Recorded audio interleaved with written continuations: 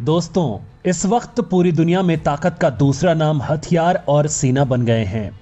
जिस देश की सेना के पास जितने शक्तिशाली हथियार हैं, उसकी दुनिया में धाक उतनी ही ज्यादा है।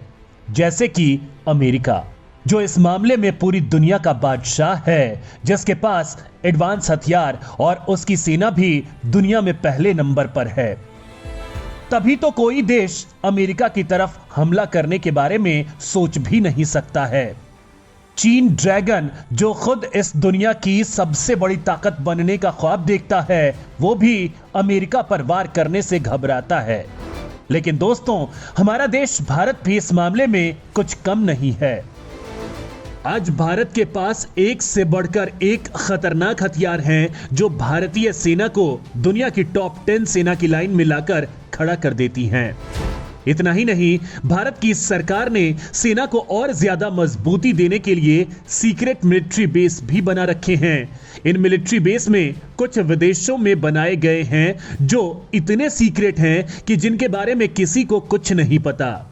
सिर्फ चंद लोगों के बीच ही इनके बारे में जानकारी है। फिलहाल कुछ मिलिट्री बेस के बारे में जानकारी दी गई है। इस वीडियो में हम आपको इन्हीं सीक्रेट मिलिट्री बेस के बारे में बताएंगे, तो आप हमारे साथ वीडियो के अंत तक बने रहिएगा। दोस्तों, दुनिया के कई देश ऐसे हैं जिन्होंने अपने देश के साथ साथ विदेशी धरती पर अपना सैन्य अड्डा बनाया है। विदेशी धरती पर मिलिट्री बेस बनाने का मकसद होता है रणनीतिक रूप से दुश्मन से निपटने के लिए खुद को सक्षम बनाना। विदेशी धरती पर मिलिट्री बेस बनाने से दुनिया में उस देश की धाक होती है। वो देश अंतरराष्ट्रीय स्तर पर अपनी ताकत का प्रदर्शन करता है। पूरी दुनिया में अमेरिका अकेला ऐसा देश है जिसके पास 38 अंतरराष्ट्रीय मिलिट्री बेस हैं। वहीं भारत की बात करें तो उसने अपने देश के साथ साथ दूसरे देशों में भी मिलिट्री बेस बना रखे हैं, जो उसके दुश्मनों के बीच खौफ पैदा करते हैं। इसमें सबसे पहले है तजाकिस्तान। तजाकिस्तान की बॉर्डर चीन, अफगानिस्तान, पीओके यानी पाक अधिकृत कश्मीर से जुड़ती है। चीन से इसकी 520 किलोमीटर लंबी बॉर्डर सटी है, जबकि अफगानिस्तान के साथ इसकी बॉर्डर 1420 किलोमीटर लंबी है। अफगान बाखान कॉरिडोर 16 किलोमीटर का है। इसका मतलब है कि तजिकिस्तान और पीओके के बीच की दूरी सिर्फ 16 किलोमीटर है। इसे देखते हुए भारत ने यहां अपना मिलिट्री बेस बना रखा है। तजिकिस्तान की राजधानी दुशांबे से करीब 130 किलोमीटर दूर दक्षिण पूर्व में स्थित फरखोर में भारतीय मिलिट्री का एयरबेस है। इनका साथ तजिकिस्तान की एयरफोर्स देती है। यह भारत का पहला मिलिट्री बेस है जो अपनी धरती से बाहर बनाया गया था। इंडियन आर्मी के लिए तजिकिस्तान पाक और चीन पर हवाई नजर रखने के लिए काफी अहम है। वहीं सियाचिन भी यहां से करीब है। इंडियन एयरफोर्स इसके जरिए कुछ ही मिनटों में पाकिस्तान पहुंच सकती है, लेकिन पीओके से नजदीक होने के कारण भारत विरोधी ताकतें तजिकिस्तान को अपना ठिकाना बना सकती हैं। इससे भारत की सुरक्षा को लेकर चुनौतियां खड़ी हो सकती हैं। इसके अलावा तजिकिस्तान भारत के लिए सेंट्रल एशिया का गेटवे भी है, इसलिए हमारी विदेश नीति में यह सेंट्रल एशियाई देश सबसे ऊपर है। ईरान में स्थित चाबहार पोर्ट और अफगानिस्तान के रास्ते परिवहन की सुविधा मिली हुई है। यहां पर वायुसेना ने सुखोई 30 MKI फाइटर जेट तैनात कर रखे हैं। हिंद महासागर। दोस्तों, भारत का दूसरा सीक्रेट मिलिट्री बेस हिंद महासागर में मौजूद है। सूत्रों की माने तो अगालेगा द्वीप पर भारतीय सेना ने अपना गुप्त सैन्य बेस तैयार कर रखा है, जहां भारतीय सेना अपने सीक्रेट प्रोजेक्ट करती है। इस मिलिट्री बेस को लेकर सबसे पहले कतर के अल जजीरा ने दावा किया था। अल जजीरा ने दावा किया है कि भारत मॉरिशस से 1100 किलोमीटर दूर अगालेगा द्वीप में अपना नौसैनिक अड्डा बना रहा है। हिंद महासागर के इस वीरान पड़े द्वीप पर भारत की एंट्री साल 2015 में हुई थी, जब प्रधानमंत्री नरेंद्र मोदी मॉरिशस की यात्रा पर थे। तब दोनों देशों के बीच कई समझौतों पर हस्ताक्षर हुए थे। उसमें एक समझौता इस द्वीप को विकसित करना भी था। इस समझौते के अनुसार भारत अगालेगा द्वीप पर समुद्री और हवाई परिवहन की सुविधाओं में बढ़ोतरी करने के लिए इंफ्रास्ट्रक्चर विकसित करेगा। वहीं खास बात यह है कि अगालेगा द्वीप जहां स्थित है उसी क्षेत्र में अमेरिकी सैन्य अड्डा डिएगो गार्सिया, चीन का सैन्य अड्डा जिबूती, फ्रांस का मिलिट्री बेस रियूनियो मौजूद है। ये सभी सैन्य अड्डे समंदर में हैं।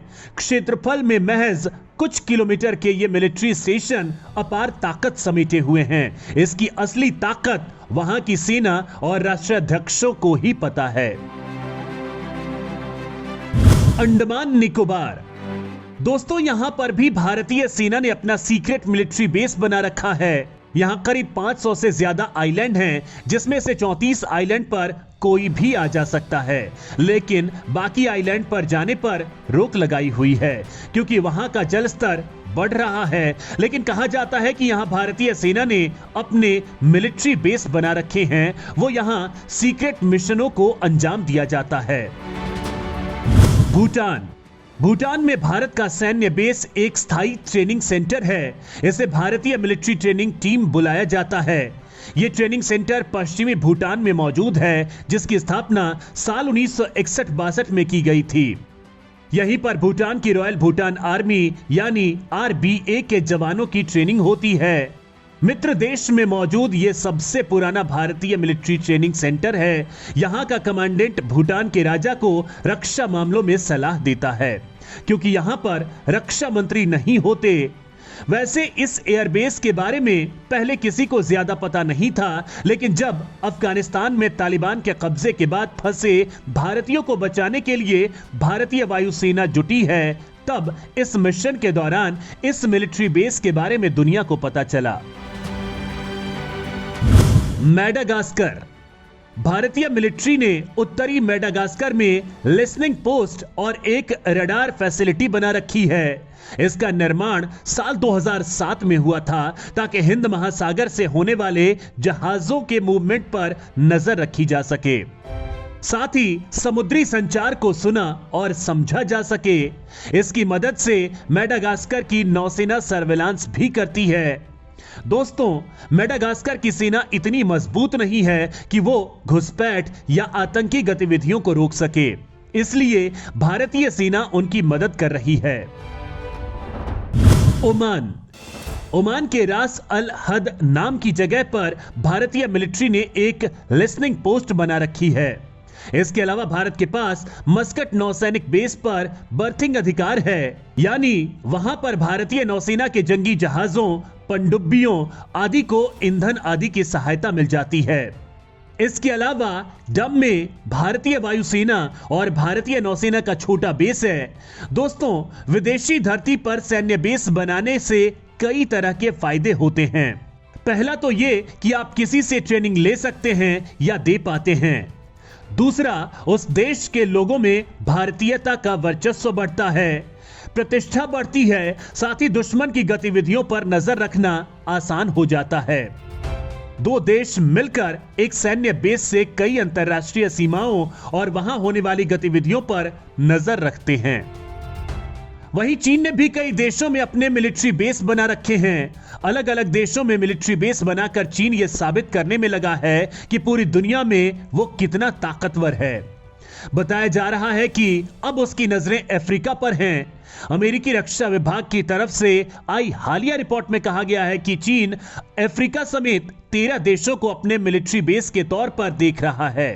इन देशों में अंगोला, केन्याम, सेशेल्स, तंजानिया, कंबोडिया और UAE शामिल हैं।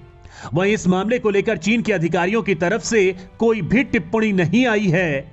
एक्सपर्ट्स का कहना है कि चीन का इस बात पर चुप्पी साध लेना यह बताने के लिए काफी है कि उसे अब चिंता सताने लगी है कि दुनिया इसे कैसे देख रही है। उसे चिंता है कि उसके मिलिट्री के आधुनिकीकरण और इसकी प्रगति को दुनिया कैसे देखती है। कैसे हुई शुरुआत? साल 2004 में तत्कालीन चीनी राष्ट्रपति हु जिनताओ ने उस ऐतिहासिक मिशन को सार्वजनिक किया था जिसके तहत पीएलए को ग्लोबल रोल के लिए रेडी करना था। उन्होंने कहा था कि पीएलए को इतना सक्षम बनाना है कि वो अलग अलग सैन्य कार्यों को पूरा कर सके। इसके बाद साल 2011 में चीन ने युद्ध की मार झेलते लीबिया से अपने 35,000 नागरिकों को निकाला। फिर साल 2013 में जब शी जिनपिंग राष्ट्रपति बने तो उन्होंने बेल्ट एंड रोड जैसे अरबों डॉलर वाले प्रोजेक्ट का ऐलान किया। वहीं साल 2017 में जब चीन ने अफ्रीका के जिबूती में अपना पहला मिलिट्री बेस शुरू किया तो चीन की चालबाजियों पर सबकी नजरें गई। यह उसका पहला ऐसा मिलिट्री बेस था जो किसी दूसरे देश में था। वहीं साल 2021 में इसने संयुक्त अरब अमीरात में भारी निवेश के ऐलान के साथ ही एक और मिलिट्री बेस के बारे में इशारा कर दिया है। साथ ही कंबोडिया में भी उसने निवेश के बहाने इसी तरह के सैन्य अड्डे की तरफ संकेत दिया है। दोस्तों, कंबोडिया की तरह भूमध्यवर्ती गिनी भी निर्यात के लिए सर्वोत्तम है। यहां से 34% निर्यात चीन को होता है। बताया जा रहा है कि गिनी पर चीनी कर्ज बढ़ता जा रहा है। ऐसे में इस जगह से पीएलए को अटलांटिक महासागर तक रास्ता मिल सकता है और साथ ही उसके विंग एयरक्राफ्ट को भी लैंडिंग के लिए एयरफील्ड आसानी से मिल सकती है।